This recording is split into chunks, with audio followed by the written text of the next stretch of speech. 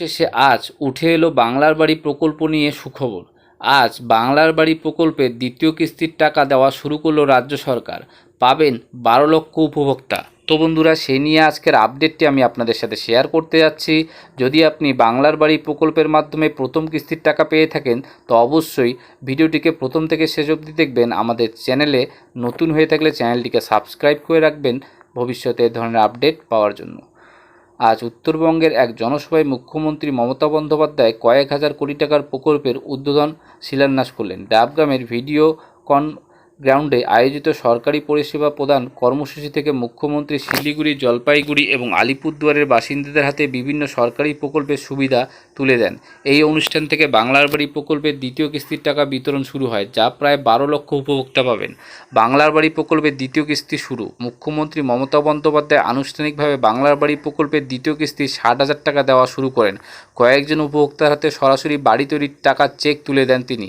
উল্লেখ্য, এই প্রকল্পের প্রথম কিস্তির টাকা গত ডিসেম্বরে দেওয়া হয়েছিল, যখন নবান্ন থেকে মুখ্যমন্ত্রী আনুষ্ঠানিকভাবে 42 জনের হাতে অনুমোদনপত্র তুলে দিয়েছিলেন।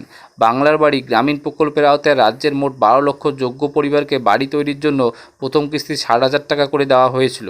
মুখ্যমন্ত্রী আগেই ঘোষণা করেছিলেন যে মে মাসে দ্বিতীয় কিস্তির টাকা দেওয়া হবে, এবং সেই ঘোষণা অনুযায়ী আজ তা বাস্তবায়ন হলো। মুখ্যমন্ত্রী মমতা বন্দ্যোপাধ্যায় এই প্রসঙ্গে কেন্দ্রের বিরুদ্ধে বঞ্চনার অভিযোগ তুলে বলেন, আবাসে 1 নম্বর থাকা সত্ত্বেও গত 3 বছর ধরে কেন্দ্র টাকা দেয়নি। বাংলার গরিব মানুষরা বঞ্চিত হচ্ছিলেন, তাই আমরা নিজেরাই ওই বাড়ি তৈরি করে দেবো বলেছিলাম। তিনি আরও জানান, বাকি 16 লক্ষ উপভোক্তাকে বাড়ি তৈরির প্রথম কিস্তির টাকা চলতি বছরের ডিসেম্বরের মধ্যেই দেওয়া হবে।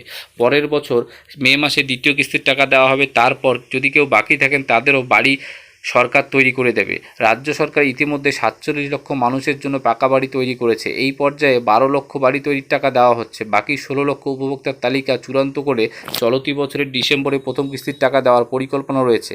রাজ্য সরকারের দাবি অনুযায়ী প্রধানমন্ত্রী আবাস যোজনার টাকা কেন্দ্রের কাছ থেকে আটকে থাকার কারণে বাংলার দরিদ্র মানুষের স্বার্থে মুখ্যমন্ত্রী বাংলার বাড়ি প্রকল্প চালু করেন।